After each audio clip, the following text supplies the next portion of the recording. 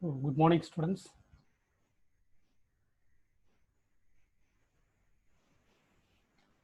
This class, I'm going to discuss the OSI model. Okay, before that, a network is a combination of hardware and software that send data from one location to another. The hardware consists of the physical equipment that carries the signal from one point to another point of the network. The software consists of instruction set that makes possible the services that we expect from a network. Suppose that within a network, we can send and receive the messages easily. Okay. Since the network has the same architecture and the operating system. Suppose that one system has one kind of architecture and another system has another kind of architecture. Okay. Similarly, different operating systems. Then how can we communicate with the other system? Therefore, we require a network model. So what is called the OSI model. Okay.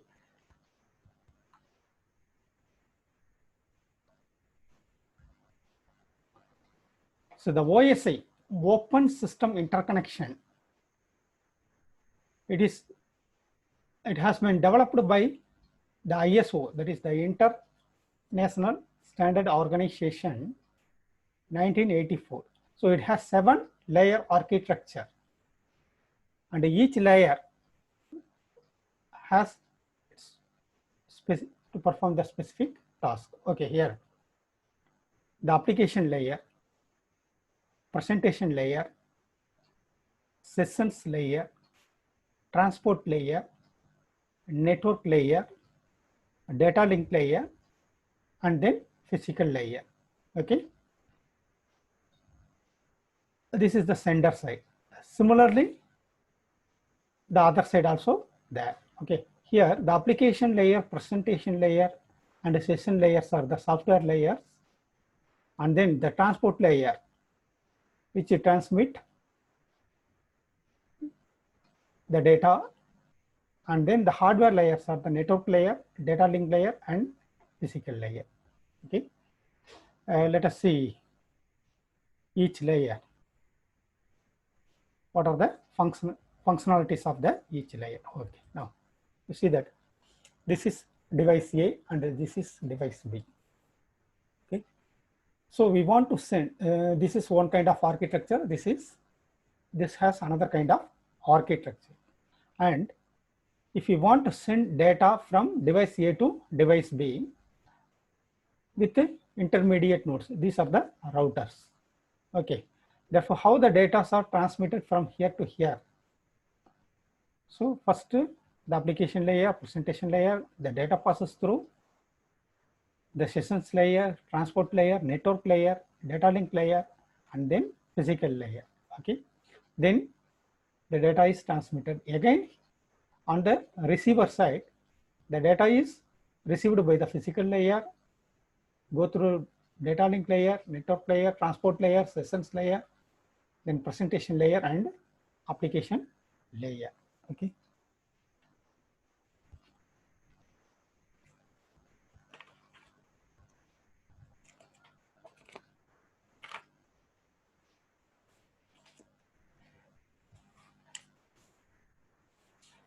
Let us see the first layer.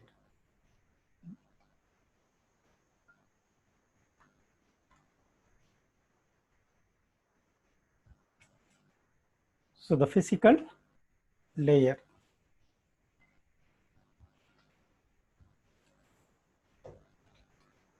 The physical layer is responsible for movement of individual bits from one workstation to another.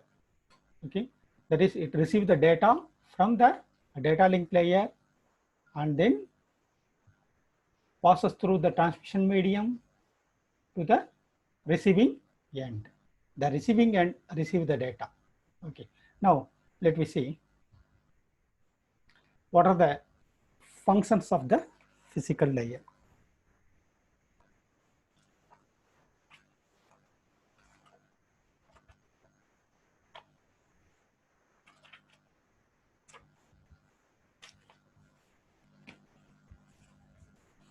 Okay, the first one is here, physical characteristics of interfaces and medium. The physical layer defines the characteristics of the interface between the devices and the transmission medium. It also defines the type of transmission medium. That is, the physical layer handles the raw data that is transferred over the physical medium. It defines how a physical medium or a cable is connected to the network or the interface card.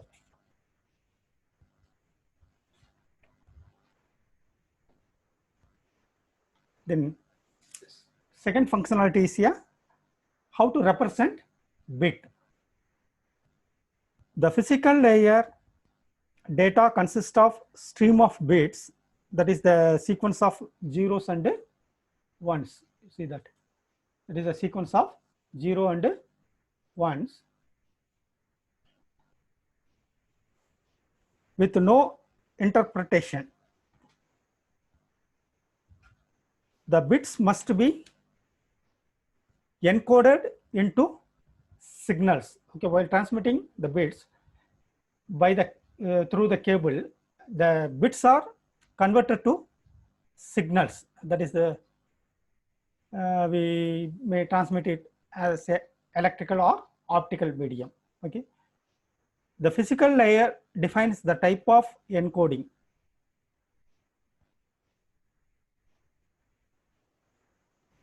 That is, the physical layer defines the electrical, mechanical, procedural, functional specification for activating, maintaining, and deactivating the physical link between the end systems.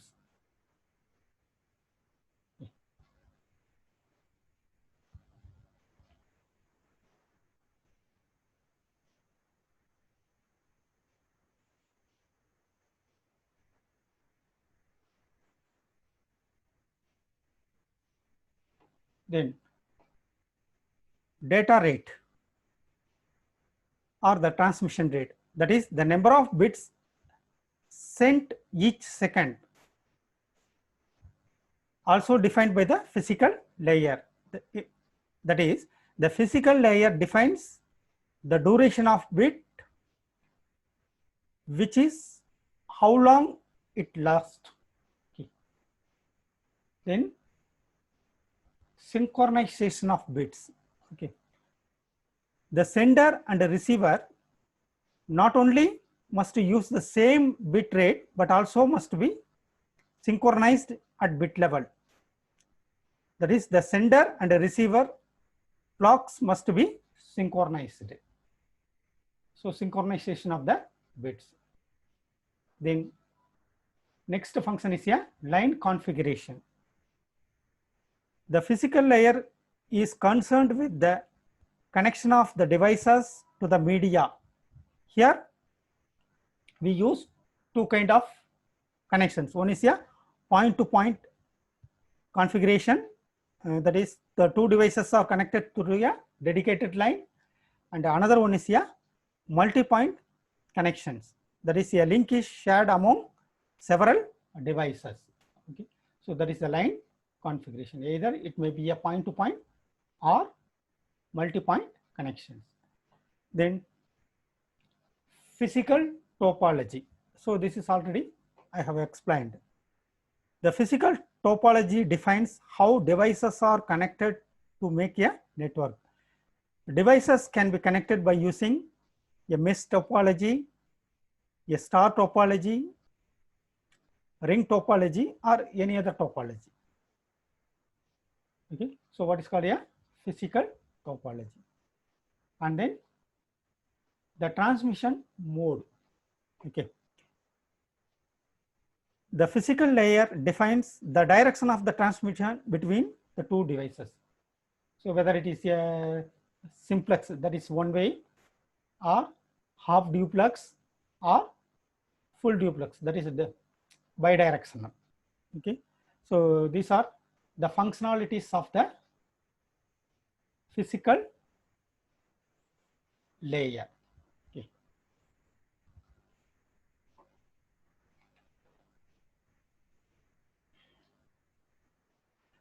And also that the physical layer defines the attributes such as the voltage level, timing, then voltage changes, data rate, then maximum distance, and the physical connections.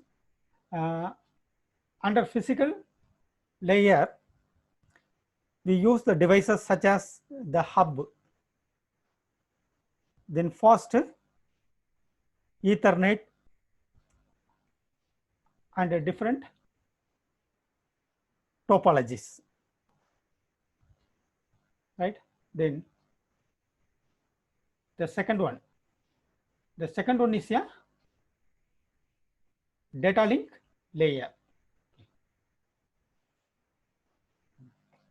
So the data link layer receives the data from the network layer. Okay, so it receives the data from the network layer, and then it passes through the physical layer. Okay, again on the receiving end, the data received by the physical layer and passes to the data link layer. Okay. Now let me see what are the functionalities of the data link layer.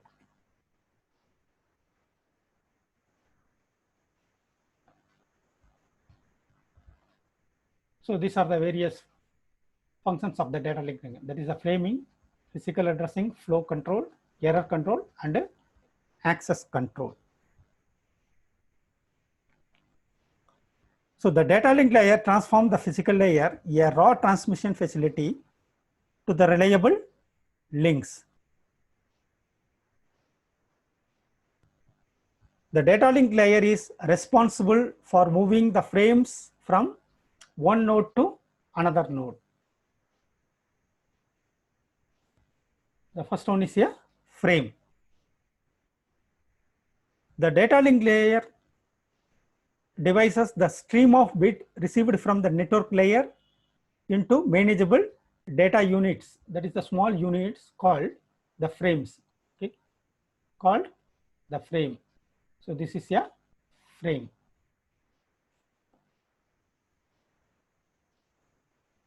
Then physical addressing.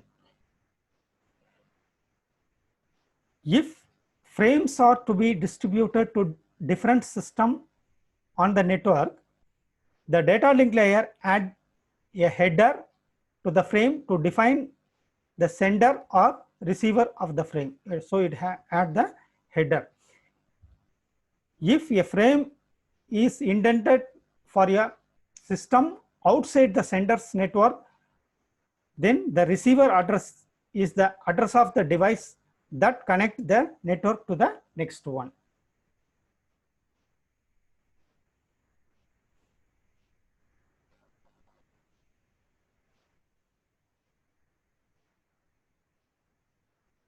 Then flow control.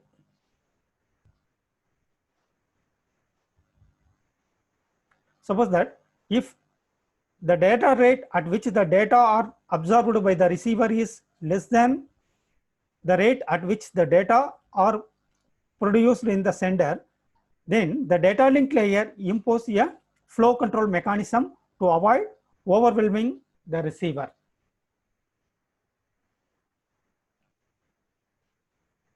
So flow control mechanism is used by the data link layer. The next one is a error control. The data link layer adds reliability to the physical layer by adding the mechanism to detect and retransmit the damaged or lost frames. Suppose while transmitting the frames, if some frames are missing or lost, then it is managed by the data link layer. It is also used a mechanism to recognize the duplicate frames. So error control is normally achieved through the trailer added to the end of the frame. Okay. So here, so this is the trailer. So this is the header. Then access control.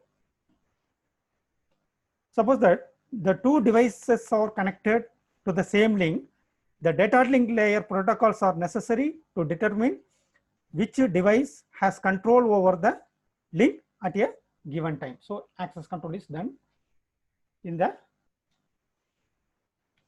data link layer. Okay. Let me see once again what is data link layer means.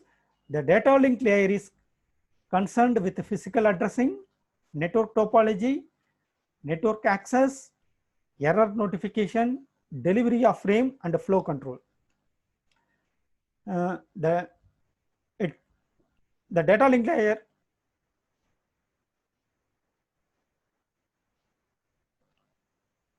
transmit and receive of the frames sequentially. It provides acknowledgement for the frame receiving, that is, it receive the frame from the receiver. Then only the sender knows whether the frames are received by the receiver or not. Then retransmitting the frames that are not acknowledged by the receiving computer. Suppose if there is no acknowledgement signal, what happens? The sender assumes that the receiver does not receive the frame, so that again he retransmit the frame. So these are the functions of the data link layer. Then next layer is a network layer. Okay, so the network layer receive the data from the transport layer and passes to it the data link layer. Okay, on the receiving end,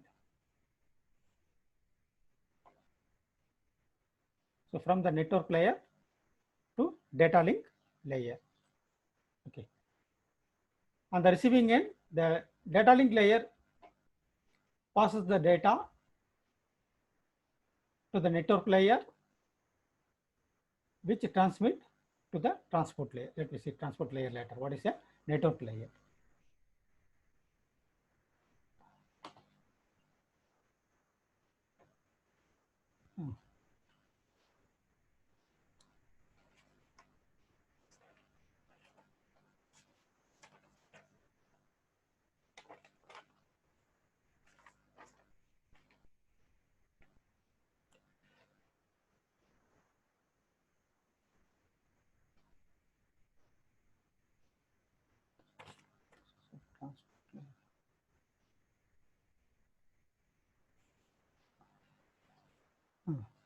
The network layer sends the packets from source network to destination.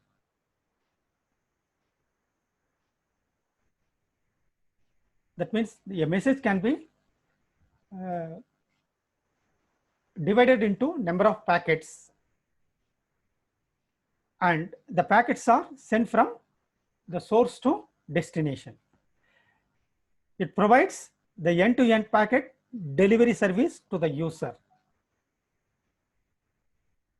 So in the wide area network, between the two end system, the data have passed through a series of distributed nodes. Normally, the nodes are the routers.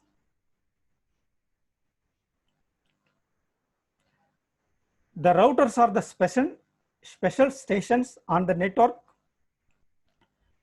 which are capable of making complex routing decisions. So it sends the data to one router. From that router, it decides the data to send which router. There are various routers. Okay. example. Yeah. So there are various routers. This router decide to send which routes. Okay, some packets may be travels to this route. Some packets may be travels to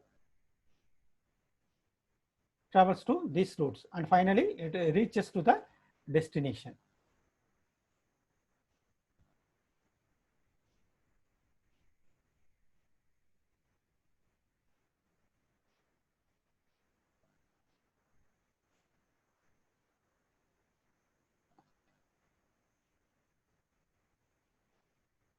The network layer is the domain of the routing. One of the main function of network layer is a path determination.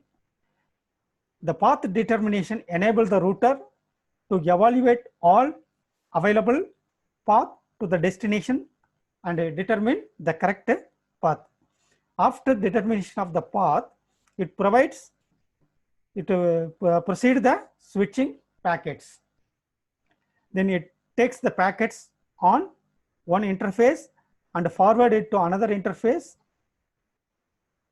with the best path to the packet destinations.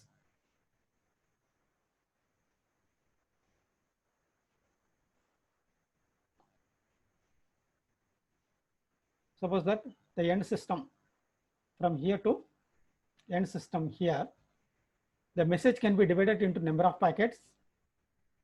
Then suppose that if 2 packets are traveled here and 5 packets are traveled here, then the 5 packets traveled here, then 2 packets traveled here, then 3 packets traveled here. Like that, all the packets are arrived to its destination. Okay. So this is the network layer. The other layers let me discuss in the next class.